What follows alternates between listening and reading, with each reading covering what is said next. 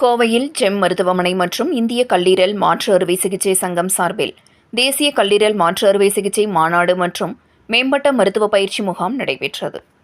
GeM மருத்துவமனை மற்றும் இந்திய கல்லீரல் மாற்று அறுவை சிகிச்சை சங்கம் இணைந்து ஜூன் 13, 14 மற்றும் 15 ஆகிய 3 நாட்கள் கோவை நீலாம்பூர் பகுதியில் உள்ள லீ மெரிடியன் உணவகத்தில் தேசிய கல்லீரல் மாற்று அறுவை சிகிச்சை மாநாடு மற்றும் மருத்துவ பயிற்சி முகாமை நடத்தி வருகின்றது. இந்த மாநாட்டில் இந்தியாவின் பல்வேறு பகுதிகளைச் சேர்ந்த 400க்கும் மேற்பட்ட மருத்துவர்கள் கலந்து கொண்டுள்ளனர். இம்மாநாடு இந்தியாவில் கல்லீரல் மாற்று அறுவை சிகிச்சை சேவையை மேம்படுத்துவதில் ஒரு குறிப்பிடத்தக்க மைல்கல்லாக அமையும் வகையில் அமைந்துள்ளது. இம்மாநாட்டை ஜெம் மருத்துவமனையின் தலைவர் டாக்டர் சி. பழனிவேலு குத்துவிளக்கேற்றி வைத்து துவக்கி வைத்தார். மாநாட்டின் ஒரு பகுதியாக செய்தியாளர்களிடம் பேசிய தமிழ்நாடு உடல் உறுப்பு தானமாற்று ஆணையத்தின் உறுப்பினரும் செயலருமான டாக்டர் கோபாலகிருஷ்ணன் கூறியதாவது: உறுப்பு செயலிழப்பு என்பது உலகளவில் இன்று அதிகரித்து வருகிறது.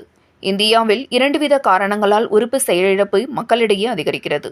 அதில் ஒன்று, வாழ்க்கை முறை பழக்கங்களால் வரக்கூடிய உடல் பருமன், சர்க்கரை நோய், உயர் இரத்த அழுத்தம் போன்றவை.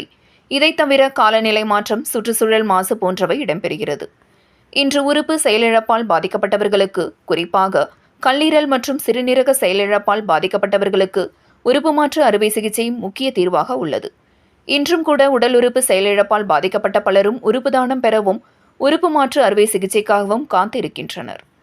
தமிழகத்தில் ஏற்படுத்தப்பட்ட பல விழிப்புணர்வு நடவடிக்கைகளால் 250க்கும் அதிகமானோர் சென்ற ஆண்டு உடல் உறுப்பு தானம் செய்துள்ளனர். இது நல்ல ஒரு மாற்றத்தை பலரின் வாழ்வில் ஏற்படுத்தியது.